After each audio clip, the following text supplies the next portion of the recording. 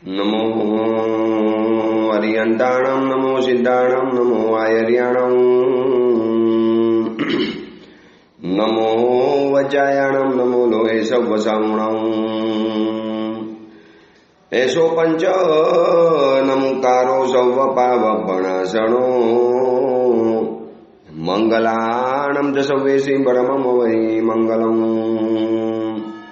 मंगलम भगवान वीरो मंगलम गौतम प्रभु मंगलम सुलभद्राद्या जैन धर्मोस्तु मंगलम। प्रवचनનો વિષય છે એક નારી જો કભી ન હારી। ભગવાન મહાવીરના સમયમાં બનેલી આ સત્ય ઘટના આશરે 1800 વર્ષ પૂર્વે પૂજ્યપાદ પાદલિપ્ત સુરેશ્વરજી માલસાહેબ દ્વારા બનેલી પ્રાકૃત ભાષાની શિરમોર કથા। ભગવાન મહાવીરના સમયમાં આ એક ઘટના બનેલી હતી કે રૂપ અને સૌંદર્યથી અત્યંત સુવાસિત જેનું જીવન રહેલું હતું, સંપન્નતા, શ્રીમંતાઈ, સુંદરતા, આ બધાનો સુભગ સંયોગ જેના જીવનની અંદરમાં થયેલો હતો અને એવી એક પુણ્યની પરાકાષ્ઠાએ પહોંચેલી વ્યક્તિ આ સંસારને ભગાવી અને જે રીતે શ્રદ્ધાના ભરેલા માર્ગ દ્વારા, શ્રદ્ધા ભરેલી એક આશા દ્વારા જીવનમાંથી આગળ વધતા જ ગયા અને એની આખી કથા પૂજ્યપાદ આચાર્ય ભગવંતે પ્રાકૃત ભાષાની અંદરમાં નિબદ્ધ કરી અને આપણને અહીં સુધીમાં આ કથા આપણને જોવા માટે મળી છે। રાજગૃહી નગરી છે, સોમા શેઠાની અને ધનપાલ શ્રેષ્ઠીની હવેલી છે અને આ ધનપાલ શ્રેષ્ઠીની હવેલીની અંદરમાં રાજગૃહી નગરીમાં દીક્ષા લઈને પધારેલા તરંગવતી સાધ્વીજી ભગવાન ગોચરી વરવા માટે નીકળેલા હતા અને પરિવારનો સદસ્યો ગોચરી વરવા માટે એમને ઘરની અંદરમાં લઈ આવ્યા અને ત્યાર પછી સાધ્વીજી ભગવાનનું અત્યંત લાવણ્ય, અત્યંત સુંદરતા અને એ સમજી રાખજો, સુંદરતાથી આકર્ષિત નથી થયા, લાવણ્યથી નથી થયા આકર્ષિત। લાવણ્ય તો દુનિયાની અંદરમાં ઘણાની પાસે હતું, રાજકુંવરી પાસે પણ હતું, રાજરાણી પાસે પણ હોય, પરંતુ પરિવાર અભિભૂત એટલા માટે થયો કે આટલા સુંદર દેખાતા સામણી ભગવાન સમણ જીવનમાં શેના માટે આવ્યા? આવા કઠોર કહી શકાય એવા સંયમ જીવનના માર્ગે કેવી રીતે આવ્યા? જ્યાં ડગલે ને પગલે પરિશ્રમો છે, જ્યાં ડગલે ને પગલે દુઃખોને સહન કરવાના છે, જ્યાં ડગલે ને પગલે કષ્ટોના પાર નથી, એવા સંયમ જીવનમાં આ સુકુમાર શરીરને ધારણ કરનારા, આટલા અદ્ભુત રૂપ લાવણ્યથી પતિમાં સમાન એવા સાધ્વીજી ભગવાન આ સંયમ જીવનના માર્ગે શેના માટે આવ્યા હશે? બસ એક જાણવાની જિજ્ઞાસા, એક જાણવાની લાલસા। કોઈ રૂપ અને લાવણ્યથી અભિભૂત થઈને આ પરિવાર પૃચ્છા નથી કરતો।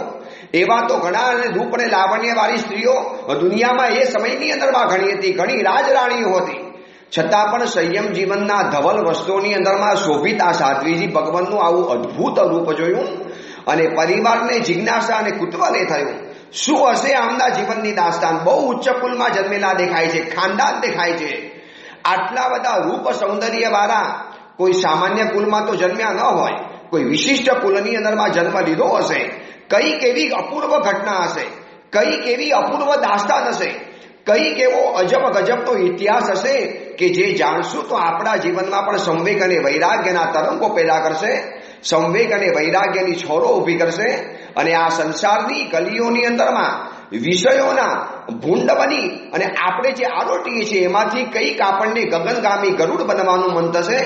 અને એ જ ભાવ સાથે પરિવારે જ્યારે પૃચ્છા કરી અને સરંગવતી સાધ્વીજી ભગવંતને લાભાલાભ જોયો। ગુરુ ભગવંતની અનુજ્ઞા પહેલેથી મળેલી હતી, કારણ કે એમનું આ રૂપ, એમનું આ સૌંદર્ય, એમની આ સુંદરતા, એમનું આ લાવણ્ય અને એમની આ અપ્રતિમ રૂપ શોભા હજારો જીવોને ધર્મના નિમિત્ત બનેલી હતી અને સાધ્વીજી ભગવંતે પોતાની આત્મકથાને શરૂઆત કરી। એ આત્મકથા શરૂઆત કરી અને લોકો પ્રવાહની અંદરમાં વહેતા ગયા, તણાતા ગયા, ઝીલતા ગયા અને એક સંવેગ અને વૈરાગ્યથી તરબોળ બનતા ગયા। જેમ આપણને પણ અત્યારે થાય છે કે શું એ મહાપુરુષ છે, શું એ મહાશક્તિ સાધ્વીજી ભગવાન છે, શું એમની શ્રદ્ધા, શું એમનું પરાક્રમ, શું એમનું સાહસ, કેવું એમનું સત્વ, કેવી અજોડ એક સાહસિકતા હશે કે જીવનની અંદરમાં આવા ભવ્ય પરાક્રમ કરી બતાવ્યા। ચલો, તરંગવતી સાધ્વીજી ભગવાન પોતાની આત્મકથાને આગળ વધારતા આપણે પરમ દિવસે એ વાત જોયેલી હતી. વિમલમતી ઉપાધ્યાય ભગવંતની પાસે તરંગવતી સાધ્વીજી ભગવાન સંસારી અવસ્થાની અંદરમાં પોતાના થનારા પતિ પદ્મદેવની સાથે આશીર્વાદ લેવા માટે ગયા. ગુરુદેવ પાસે આશીર્વાદ માંગ્યા. આ એ જ ગુરુ છે કે જેમને એમની સંસ્કારની પ્રતિમા ધરી છે. આ એ જ ગુરુ છે કે જેમની અંદરમાં એમને શ્રદ્ધા ઠાસીને ભરી છે. આ એ જ ગુરુ છે કે જેમના વચનોથી, જેમના શબ્દોની તાકાતથી આ જળહળતા રૂપના સૂર્યની સમક્ષ પણ એ ટકી ગયેલા છે. અને એ ગુરુદેવની પાસે જ્યારે આશીર્વાદ માંગે છે, ગુરુદેવ એક સંસારનું નવું પ્રકરણ શરૂ કરું છું, ગુરુદેવ એક સંસારનો એક નવો પ્રવાહની અંદરમાં પ્રવેશ કરું છું, મારે આપના આશીર્વાદ જોઈએ, લગ્ન કરું છું. તો ગુરુદેવ એવા કંઈક આશીર્વાદ આપો, કંઈક એવી સમજણ આપો કે અમે સંસારની અંદરમાં રહીએ છતાં પણ અમારું આ લગ્ન એક ઉચ્ચ પ્રકારનું બને, કોઈ ગટરના ભૂંડ ન બનીએ, વિષયોના સેવનના લાલસુ ન બની જઈએ, શરીરની અંદરમાં આસક્ત ન બની જઈએ, ભોગ રસિક ન બનીએ. ગુરુદેવ અમારી બંનેની પાસે લાવણ્ય છે, સંપત્તિ છે, સુંદરતા છે, શ્રીમંતાઈ છે, અને આ બધાની અંદરમાં અમે ડૂબી ન જઈએ, અમારા માટે આ નુકસાનકારક ન બને. અને પાણીની અંદરમાં જેમ નાવ તરે એમ આ બધાની અંદરમાં અમારું જીવનની યાત્રા નાવ બનીને આગળ વધી અને મોક્ષના સામે કિનારે પહોંચે. પરમાત્માની સામે તો આ આશીર્વાદ માગું છું, પરંતુ આજે આપની પાસે આશીર્વાદ વચન માગવા માટે આવ્યા છીએ.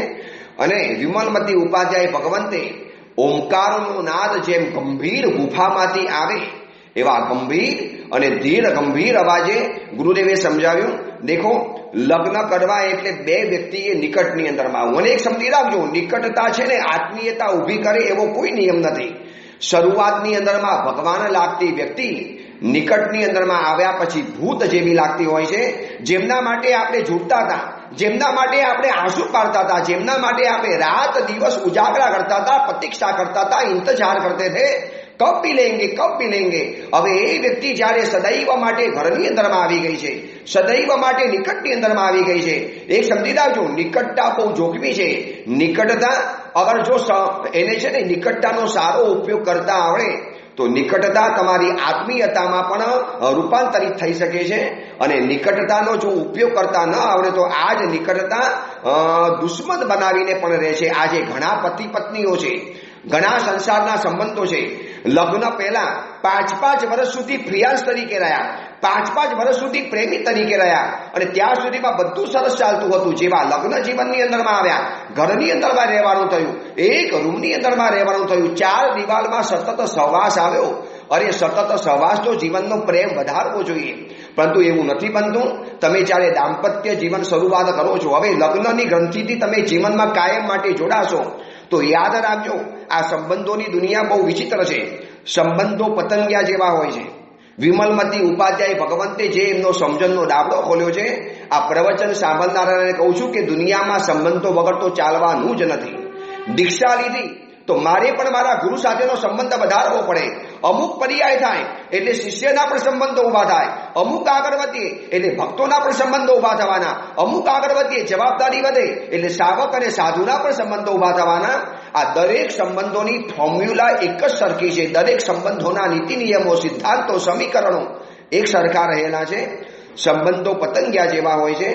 જોરથી પકડો તો મરી જાય, છોડી દો તો ઉડી જાય, પણ જો પ્રેમથી પકડો તો તમારા હાથની અંદરમાં પોતાનો રંગ છોડીને જાય. આ તિતલી જેવા છે, તમે એની પાછળ ભાગશો તો હાથની અંદરમાં નહીં આવે.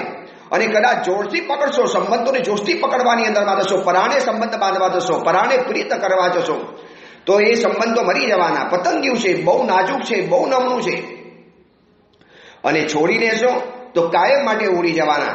પરંતુ પ્રેમથી જો એને પકડશો, બહુ હળવા હાથે, બહુ નાજુકતાથી, બહુ સરળતાથી, બહુ રુજુતાથી જો તમે એને પકડશો તો એ તો સંબંધો તમારા હાથમાં પોતાનો રંગ છોડીને જવાના છે. વિમલમતી ઉપાધ્યાય ભગવાન તરંગવતી અને પદ્મદેવને સંભળાવે છે, અને આ લોકો મંત્ર મુક્ત બનીને સાંભળે છે. ગુરુદેવે સંબંધોની દુનિયાના સમીકરણો, સિદ્ધાંતો, નીતિ નિયમો અને સંબંધોની દુનિયાની કેટલીક શરતો એ લોકોને સમજાવવાની શરૂઆત કરી. જિંદગીનું દરેક પગલું દરજી અને સુથારની જેમ ભરજો.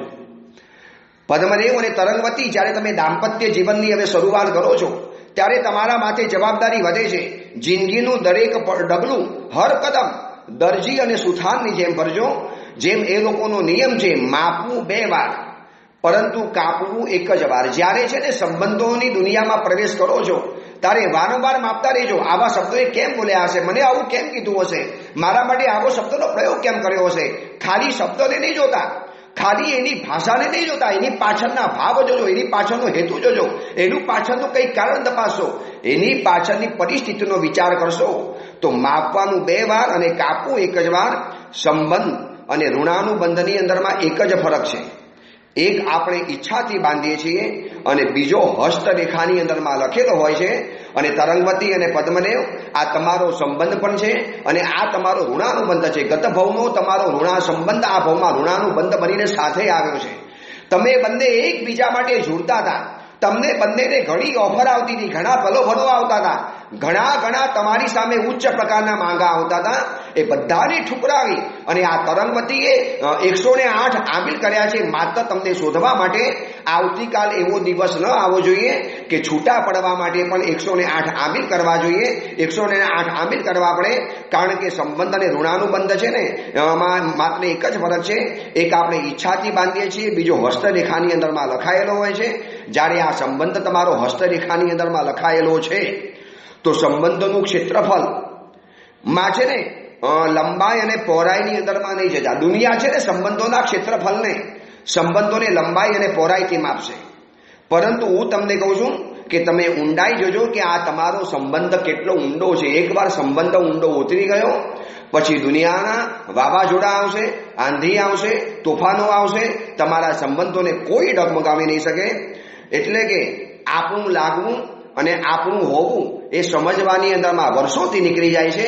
તમને બંને દાંપત્ય જીવનમાં જ્યારે પ્રવેશ કરશો ત્યારે તમને છે ને શું ફિલિંગ થાય છે, તમને શું અંદરમાં અનુભૂતિ થાય છે એ તમારે વિચારવાનું છે. આપણું લાગવું એ ચીજ અલગ છે અને આપણું હોવું એ ચીજ અલગ છે. ઘણીવાર વ્યક્તિ આપણી હોય છે પરંતુ આપણી લાગતી નથી, અને ઘણીવાર આપણી વ્યક્તિ આપણને આપણી લાગતી હોય છે છતાં પણ એ આપણી નથી હોતી. આ બંનેની અંદરમાં કંઈક નવો સંબંધ છુપાયેલો છે. 2 તરફથી બંધાતો સંબંધ સફળ રહે છે. સમજી રાખજો, તમે બંને જણાએ સરખો પ્રેમ એકબીજાને કરવો પડશે, કારણ કે 2 તરફથી બંધાતો સંબંધ સફળ રહે છે. નહીં તો એક તરફથી રોટલી પણ નથી શેકારી. તમે સંસારની અંદરમાં છો, એકવાર તમારા રસોડાની અંદરમાં જઈને જોઈ લેજો. રોટલીને પણ શેકવી હશે, રોટલાને પણ શેકવો હશે તો એને આગળ પાછળ ઉપર નીચે ફેરફાર કરવો પડશે. એક તરફથી મૂકવાથી જો રોટલી પણ નથી શેકાતી તો એક તરફથી દોડવાથી સંબંધ ક્યારે બંધાતો નથી. એટલે સાથે રહેવું અને સાથે જીવવું આ બહુ તફાવત છે.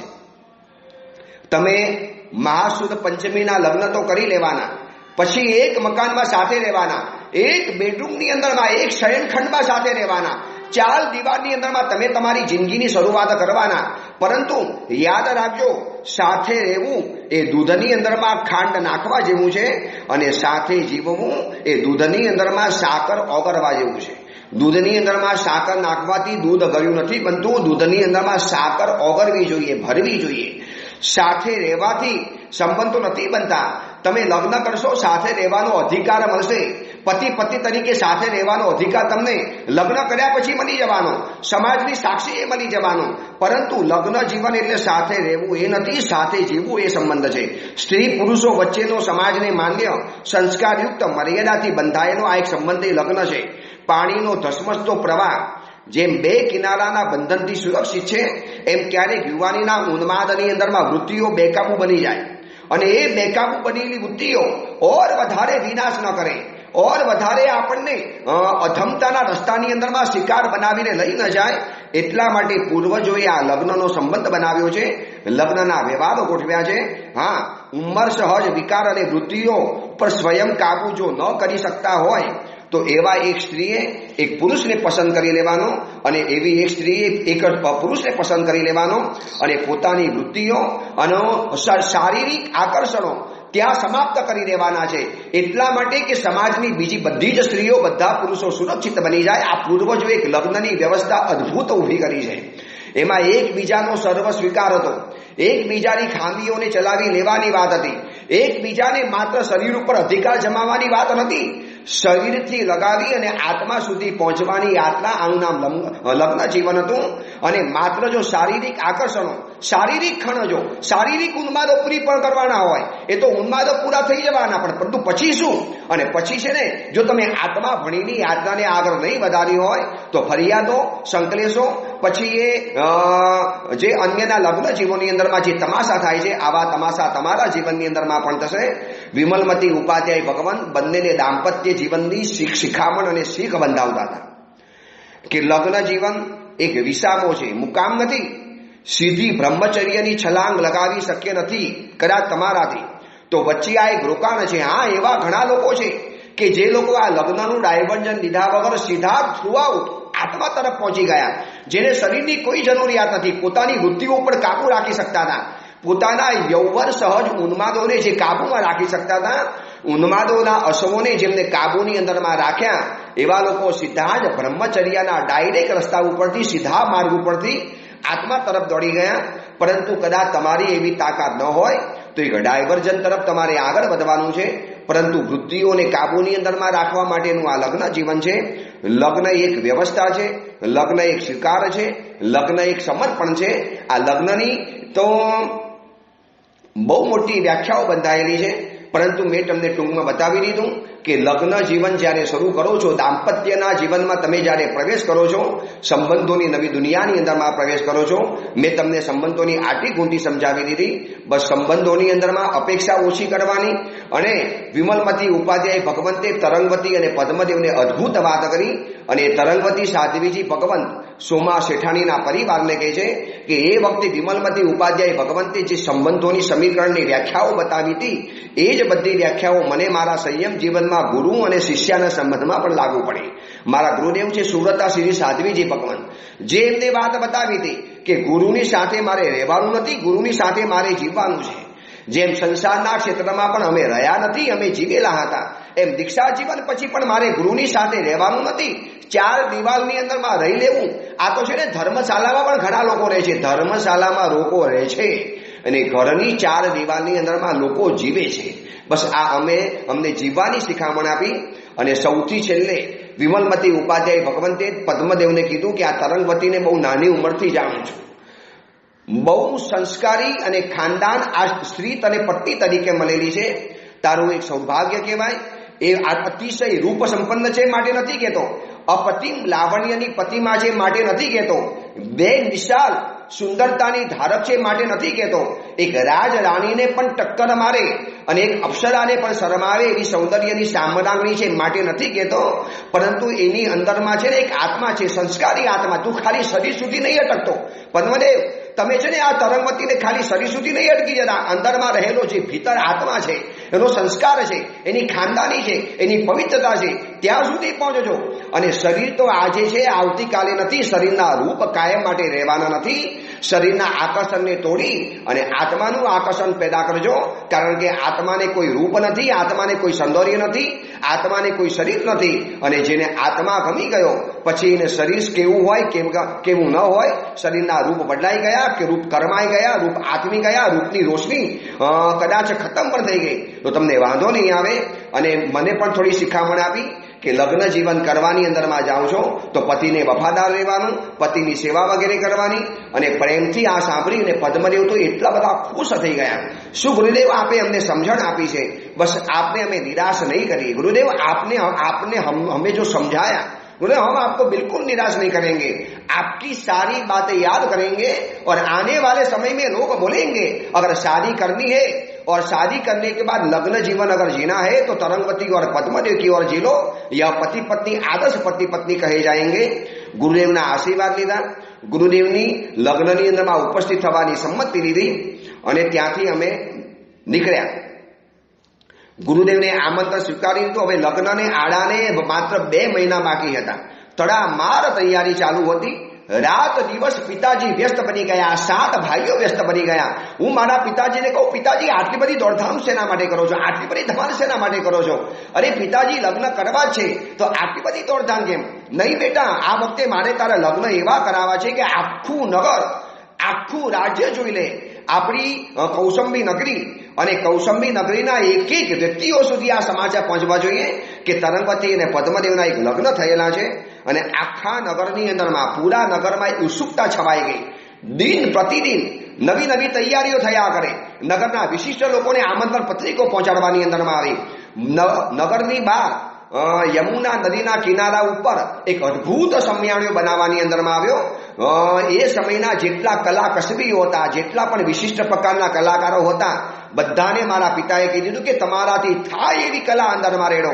એવો અદ્ભુત મંડપ બનવો જોઈએ, ગંગાનો કિનારો બનવો જોઈએ, એક જંગલની થીમ બનવી જોઈએ, એક ચક્રવાત પંખીઓનું આખું ઝુંડ આકાશની અંદરમાં દેખાવું જોઈએ, આ બાજુ એક હાથી પણ દેખાવો જોઈએ.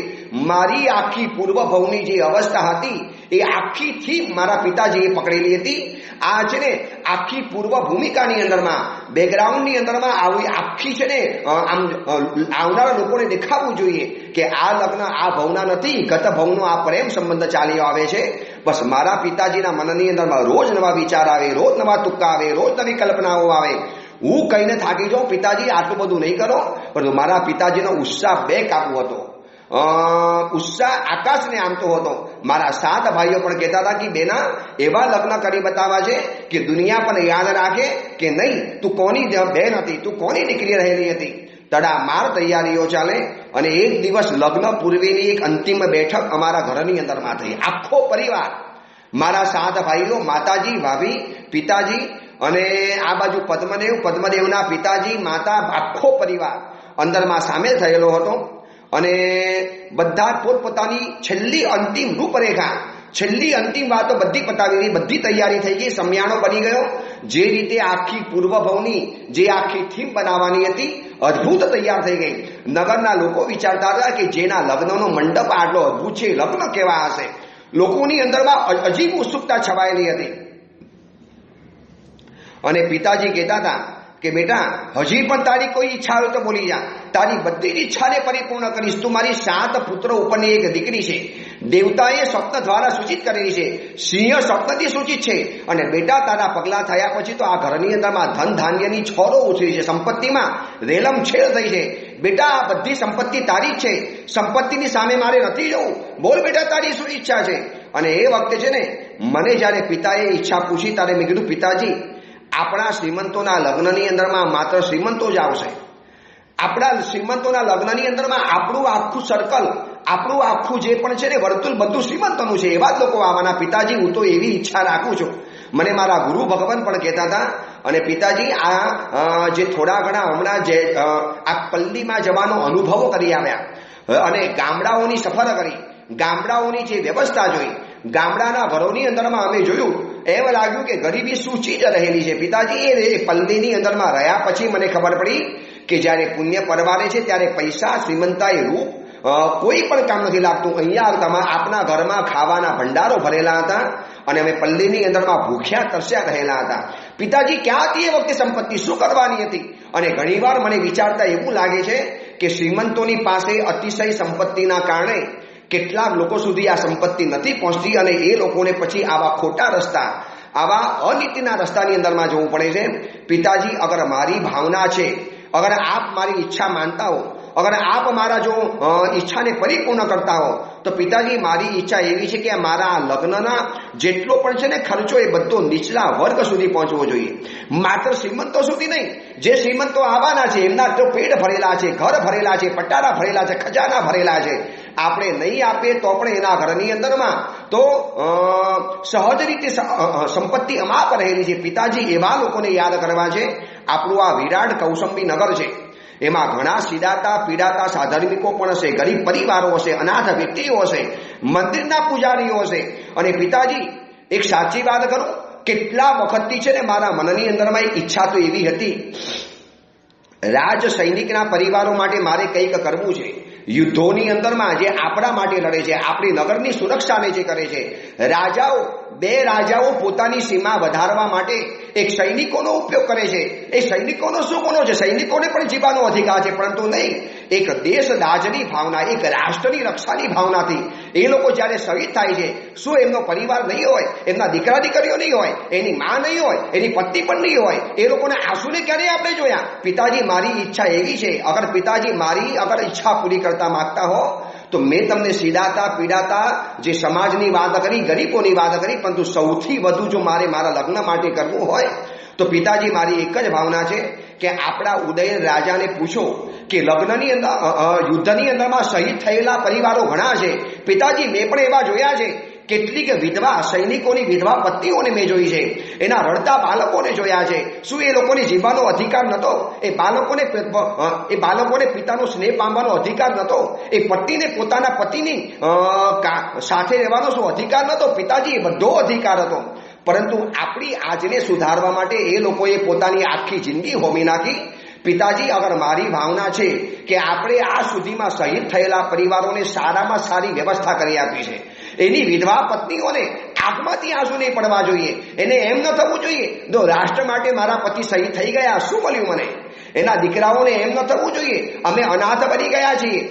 પિતાજી એમ તો ઓલરેડી આપણા ઉદયન રાજા એમની વ્યવસ્થા કરતા હશે, પરંતુ પિતાજી મારી ભાવના એવી છે, આ તરંગવતી સાધ્વીજી ભગવાનના ઉચ્ચ વિચારોને જાણજો. આ પ્રવચન સાંભળનારા વ્યક્તિઓને કહું છું, જ્યારે પણ તમારા ઘરમાં આવા કોઈ લગ્નના પ્રસંગો આવે, હું તો ઘણા લોકોને કહું છું, જો મારું અગર ચાલે અને મને જો લોકો માનતા હોય ને તો લોકોને છે ને હાથ જોડીને કહું છું કે લગ્ન જ્યારે તમારા ઘરની અંદરમાં આવે, તમે તમારી દીકરીને અમાપ સંપત્તિ આપશો, તમે તમારા શ્રીમંત સર્કલને જમવા માટે બોલાવશો, જેના પેટમાં ડાયાબિટીસ છે, અલ્સર છે, જેને કોઈ ખાવાની જરૂરિયાત નથી, પોતાના ઘરમાં પણ એને ઘરમાં નથી ખાઈ શકતા, તમે એવા લોકોને બોલો. શ્રીમંતોને બોલાવવાના હતા. જો હિન્દુસ્તાનના પ્રત્યેક શ્રીમંત વ્યક્તિઓ એમ નક્કી કરે કે આપણા લગ્ન જીવન જ્યારે થાય, મારી દીકરી કે મારો દીકરો જ્યારે નવો સંસાર માંડે છે, ત્યારે એક શહીદ પરિવાર, આ ચીનની દિવાલમાં જાઓ, ચીનની સરહદ ઉપર જાઓ, પાકિસ્તાનની સરહદ ઉપર જાઓ, આપણી દિવાળીના મીઠાઈ અને ફટાકડા ખાતા હતા. અને એવા સમયની અંદરમાં પાકિસ્તાને આપણા સૈનિકોને શહીદ બનાવી દીધા. આપણા સૈનિકો આપણી સામે ગુજરી ગયા. શેના માટે? આપણી સુરક્ષા કરવા માટે, આપણને બચાવવા માટે. શું એ દિવસની ચા અકારી થઈ? આંખમાંથી બે આંસુના બુંદ પડ્યા? એ સવાર આપણી અકારી બની ગઈ. શેના માટે? આ શહીદોને પણ જીવવાનો અધિકાર હતો. એના ઘરમાં એની દીકરીઓ છે, એના ઘરમાં એની પત્નીઓ છે, યુવાન પત્ની છે, ક્યાં જશે? હિન્દુસ્તાનની પ્રત્યેક શ્રીમંત વ્યક્તિ નક્કી કરે કે મારા લગ્નની અંદરમાં હું એક શહીદ પરિવારને બોલાવીશ, આમંત્રણ આપીશ અને એને છે ને એના દીકરાને દત્તક લઈ લઈશ, અથવા તો 1000, 5000, 15000, 50000, લાખ રૂપિયા. અરે 1 લાખ રૂપિયા તમે એને આપો ને, લગ્નમાં 1 લાખ રૂપિયા ઓછા ખર્ચો, 2 મીઠાઈ ઓછી બનાવજો, કોઈ તમારી મીઠાઈને યાદ નહીં કરે, પરંતુ એ શહીદ પરિવારની જે દુઆ મળશે, એના જે આશીર્વાદ મળશે, એના હૃદયની જે શુભકામનાઓ મળશે, હું તમને કહું, તમારા દીકરા દીકરીના લગ્ન જીવનને અખંડ રાખશે, એના સૌભાગ્યને અખંડ રાખશે. આવતીકાલે એના પતિને કોઈ આપત્તિ આવશે ત્યારે શહીદ પરિવારની વિધવાના જે આશીર્વાદ છે ને, એ આશીર્વાદ એનું સુરક્ષા કવચ બનીને એને બચાવી લેશે, સંભાળી લેશે. આ પ્રવચન સાંભળનારા દરેકને કહું છું કે આવતીકાલે તમારા ઘરમાં કોઈ લગ્નનો વારો આવે તો એક જૈન સાધર્મિક અને આપણા હિન્દુસ્તાનના શહીદ થયેલો એક પરિવાર, આને જરૂર યાદ કરજો. હું તો છે ને, મને એમ થાય કે આ શહીદ પરિવારો માટે આપણે શું કરી રહીએ? આપણી જિંદગી બચાવવા માટે એ લોકો પોતાની જિંદગી જોખમમાં મૂકે, ઠંડી સહન કરે. હવે આ ઠંડી આવવાની અને સિયાચીન, લદાખ અને કાશ્મીરની સરહદ ઉપર રહેલા સૈનિકો કડકડતી ઠંડીમાં માઇનસ ઠંડીના પારા નીચે ઉતરી જાય અને એવા સમયની અંદરમાં પણ એ લોકો સુરક્ષા કરે છે. એ બધું જ જીવન કુરબાન કરે છે. આપણે આટલું ન કરી શકીએ? એના માટે શહીદ થયેલા દરેક પરિવારને જો દરેક લગ્નની અંદરમાં શ્રીમંત યાદ કરે, હું તમને કહું, એ લોકોને ગૌરવ થાય કે શું અમારો દેશ છે, શું અમારા દેશવાસીઓ છે, અમારા પતિની શહાદત એને નથી ગઈ. અને કદાચ પોતાના દીકરાને મોકલવા માટે કદાચ તૈયાર ન થતા હોય તો આવી તમારી છે ને શહીદ પરિવારની ભક્તિને જોઈને કહેશે, બેટા જા, આ દેશ છે એ આપણી કુરબાનીને ક્યારે એને નહીં જવાડે. તરંગવતી પોતાના પિતાજીને આ જ કહેતી હતી કે પિતાજી, મારી તો ભાવના એવી છે કે સાધર્મિક અને શહીદ આ બંને જણાને પિતાજી બધું જ આપી દો. તમને નહીં માનો, તરંગવતી સાધ્વીજી ભગવાન સોમા શેઠાણીને કહે છે. અને આ તરંગવતી કહાની અંદરમાં પાદરીપ્ત સુરીશ્વરજીમાં છે, નેમિચંદ્ર સુરીમાં છે ઉલ્લેખ કર્યો છે, જ્યાં તરંગવતીના વિચારો સાંભળ્યા. તરંગવતી સાધ્વીજી વખત સોમા સિંધાણીને કહે છે કે મારા આવા ઉચ્ચ વિચારો, મારા આવા ઊંડા વિચારો આ સાંભળી અને પદ્મદેવ થીજી ગયા. અને પદ્મદેવના પિતાજી ધનદેવ ઊભા થઈ ગયા. અને ધનદેવે ઊભા થઈને મારા પિતાજીને કીધું કે શ્રેષ્ઠીવર્ય, શું વાત કરું, જે પુત્રવધુ મારા ઘરની અંદરમાં આવવાની છે, આ તરંગવતી એના ઉચ્ચ વિચારો સાંભળીને મારું આજે રોમ રોમ પુલકિત બની ગયું છે. એની આ ત્યાગ, એની આ બલિદાન, એનો આ શ્રેય, એના લોકોની તરફથી જે સંવેદનશીલતા, આ રૂપની સાથે આવી સંવેદનશીલતા, આ રૂપની સાથે આવું પરગજુ હૃદય, આવા સૌંદર્યની સાથે આટલી ભણેલી ગણેલી શિક્ષિત કન્યા અને એના હૃદયની અંદરમાં આવું નાજુક દિલ ધબકે છે. આવું રૂપ હોય તો કોઈ અભિમાનના રવાડે ચડી જાય. આટલી કલા જેને જીવનની અંદરમાં આવતી હોય, જેને ભણેલી ગણેલી શિક્ષિત કહેવાય, આજની ભાષામાં જેને એજ્યુકેટેડ કહેવાય, અતિશય ભણેલી આ કન્યાના દિલમાં આવું નાજુક હૃદય ધબકે છે. શ્રેષ્ઠીવર્ય, હવે તમારે પણ મારી વિનંતી માન્ય રાખવી પડશે. હવે હું પણ વિનંતી કરું છું કે તરંગવતીને જ્યારે તમે લગ્ન કરીને અમારા ઘરમાં જ્યારે કન્યા વિદાય કરશો, તમારી કન્યા જ્યારે અમારા ઘરમાં પુત્રવધુ બનીને આવશે, શ્રેષ્ઠીવર્ય, નાના મોડે મોટી વાત કરું છું, આને આપ કોઈ ખોટા હાથમાં નહીં સમજતા. તરંગવતી જે ઘરેણા પહેરીને આવી હશે અને જે વસ્ત્રો પહેરીને આવી હશે, એના સિવાયનું એક વસ્ત્ર અને એક ઘરેણું, જેને આપણે દાયજો કહી શકીએ છીએ, જેને આપણે લગ્નનો વ્યવહાર કહીએ છીએ, જેને આપણે લગ્નની અંદરમાં જે લેવડ દેવડનો વ્યવહાર કહીએ છીએ, આવું મારે કશું જ ન જોઈએ. તમે તમારી દીકરીને જેટલું પણ આપવા, સોનું આપવા માટે માગતા હો, જેટલા કપડાં ઘરેણા આપવા માટે તમે મનમાં વિચારણા કરી હોય, આ બધું જ એની ભાવના પ્રમાણે સીદાતા સમાજને, પીડાતા સમાજને, રીબાતા સમાજને અને શહીદ સમાજને આપી દેજો. એની બધી ભાવના પરિપૂર્ણ કરો. ભગવાનની કૃપાથી અમારા ઘરમાં પણ રેલમછેલ છે. અને આવી લક્ષ્મીનો અવતાર સમી, આવી સંવેદનશીલ નાજુક કન્યા, આવી સૌંદર્યવતી સ્ત્રી જ્યારે મારા ઘરમાં આવશે, તમારા ઘરમાં રેલમછેલ થઈ છે તો શું મારા ઘરમાં રેલમછેલ નહીં થાય? મારે છે ને પૈસાની કોઈ જરૂર નથી. મારે માતા તરંગવતી આવી પુત્રવધુ જોઈએ. પદ્મદેવ માટે આવી પુત્રવધુ મળી છે. આમ છે ને મારા હૃદય ગજગજ ફૂલે છે. આવી સમજદાર આવતીકાલે મારા ઘરની અંદરમાં આવશે અને મારા ઘરમાં પણ છે ને ઘરની અંદરમાં 32 કોઠી દીવા પેદા કરશે. શ્રેષ્ઠીવર્ય, આટલી મારી વિનંતી માનો. અને આ વાત સાંભળી અને મારા પિતાજીની આંખમાંથી ચોધાર આંસુ સરી પડ્યા. પદ્મદેવ, શ્રેષ્ઠીવર્ય, તમારી ઉદારતાને ખરેખર ધન્યવાદ આપું છું. મેં તો મારી દીકરીને છે ને અમાપ સમાપ આપવાનું વિચાર્યું છે, પરંતુ તમે આ બધાનો ત્યાગ કરો છો. આજે એવા પણ વ્યક્તિઓ છે કે જે તરંગવતીને એટલા માટે ચાહતા હતા પોતાની પુત્રવધુ બનાવવા કે તરંગવતી ઘણા પૈસા લઈને આવશે તો આપણા ઘરમાં પૈસાની રેલમછેલ થશે. ઘણા માંગા તો માત્ર એના માટે જ આવતા હતા, માત્ર એનું સૌંદર્ય અને માત્ર એની સાથે આવનારી સંપત્તિ, આમાં જ રસ ધરાવતા હતા. પણ તમારો એક પરિવાર ખાનદાની છે. અને પદ્મદેવે પણ કહી દીધું કે મારા પિતાને કીધું, તરંગવતી સાધ્વીજી ભગવાન કહે છે પિતાજી, મારા પિતાની વાત સાથે હું પણ સંમત છું. મને તરંગવતી મળી ગઈ એટલે દુનિયાનું બધું સૌભાગ્ય, સુખ અને સંપત્તિ મળી ગઈ. મને આવી તરંગવતી મળી એટલે માનો દુનિયાનો કુબેરનો ખજાનો મળી ગયો. મને આવી તરંગવતી પત્ની તરીકે મળશે. સાક્ષાત લક્ષ્મી અને સરસ્વતીનો આ અવતાર છે. આનાથી વધારે મારે શું જોઈએ? પિતાજી, હું પણ આપને કરબદ્ધ વિનંતી કરું છું, બસ પહેરેલા કપડે તરંગવતી જે આવશે અને ધારણ કરેલા જે દાગીના સાથે આવશે, આના સિવાયની એક પણ સંપત્તિ અમે અમારા ઘરની અંદરમાં ચાહતા નથી. આપ એના માટે જેટલું પણ કરવા માટે માંગતા હો એની બધી જ ઈચ્છા માટે કુરબાન કરી લો. શહીદના પરિવારોને કરો, એને સાધર્મિકના પરિવારોને કરો, ગામ નગરના મંદિરના પૂજારીઓ માટે કરો, પીડાતા રીડાતા સિબાજ માટે કરો. અને એની વાત મને ગમી છે, જે સૈનિકો આપણા માટે શહીદ બની ગયા, શું સૈનિકોને જીવવાનો અધિકાર નથી? એ સૈનિકોને હાથ લંબાવો છે એના માટે પડે.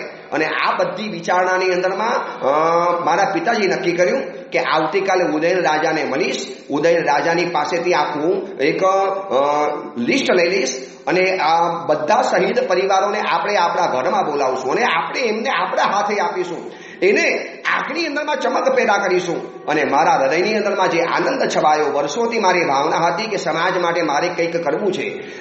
પીડાતા રીડાતા શીડાતા અને જે સમાજ જેને લોકો છે ને પછાત ગણે છે, જ્યાં સુધી લોકોના હાથ નથી પહોંચતા, શ્રીમંતો જેને અછૂત ગણે છે, શ્રીમંતોની નજર જ્યાં પડતી નથી, મારે આના દ્વારા ઘણા શ્રીમંતોને બતાવવું હતું કે લગ્ન તો આને કહેવાય. આ લોકોની દુઆ લો, આ લોકોના આશીર્વાદ લો, આ લોકોના હૃદયની શુભ ભાવના લો, તો આવતીકાલે લગ્ન જીવન અખંડ તપવાના સૌભાગ્યનો જે છે શેઠીમાં સિંદૂર પૂરેલું છે એ અખંડ રહેવાનું હતું.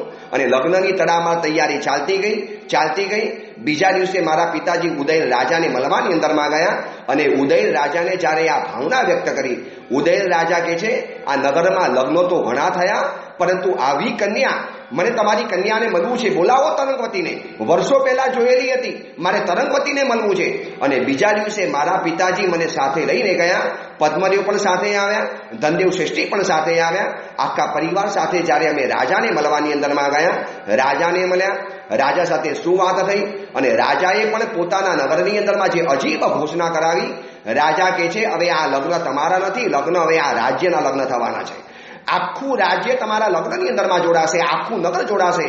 જે લગ્ન કરનારી કન્યાના દિલની અંદરમાં એવી ભાવના થાય કે રાષ્ટ્ર માટે શહીદ થયેલા સૈનિકો, રાષ્ટ્ર માટે કુરબાન થયેલા સૈનિકો અને એના પરિવાર માટે જ્યારે આટલું કરવા તૈયાર થાય અને પોતાની અબજોની સંપત્તિ જ્યારે શહીદો માટે આપવા તૈયાર થાય, એ કન્યા માત્ર તમારી નથી, એ કન્યા હવે નગર કન્યા છે, એ કન્યા હવે રાજકન્યા છે, એ કન્યા હવે રાષ્ટ્ર કન્યા છે. એ કન્યા માત્ર તમારા પરિવારની નથી રહી, એ કન્યા હવે સમસ્ત નગરની બની ગઈ છે. હવે આ લગ્ન સમસ્ત નગરના અને રાજ્યના બનાવવાના છે. અને ધીરે ધીરે લગ્નની અંદરમાં જે રંગ ચડવા માંડ્યો એની વાત આપણે આવતીકાલે કરીશું. બસ હવે થોડા દિવસોની અંદરમાં આપણે આ કથાને સમાપ્ત કરવી છે. એમ લાગે કે શું એક કથાની અંદરમાં ભાવ પૂરેલા છે, શું તરંગવતી સાધ્વીજી ભગવંતે સંદેશા આપીને ગયેલા છે. આ પ્રવચન સાંભળ્યા પછી નક્કી કરજો કે ઘરની અંદરમાં જે પણ સારો પ્રસંગ આવે એમાં એક સાધર્મિકને અને એક શહીદ પરિવારને ભલે ને 1000 રૂપિયા આપજો, તમારી શક્તિ મુજબ, ભલે ને 5000 આપજો, શક્તિ વધારે પહોંચે તો લાખ રૂપિયા મોકલજો, પરંતુ શહીદ પરિવારને આપણે સાચવીશું તો આ દેશ સચવાશે, દેશ સચવાશે તો સંસ્કૃતિ સચવાશે, સંસ્કૃતિ સચવાશે તો પરંપરા અને સંસ્કારો સચવાશે. એ લોકો સરહદ સાચવે છે તો આપણે ઘરની અંદરમાં લીલા લહેર કરી શકીએ છીએ. ચલો એની બીજી વિશેષ વાત આપણે આવતીકાલે પ્રવચન દ્વારા જાણીશું. એ જ મંગલ કામના મંગલ ભાવના જીનાગના વિરુદ્ધ કંઈ પણ બોલાયું હતો મિચ્છામી.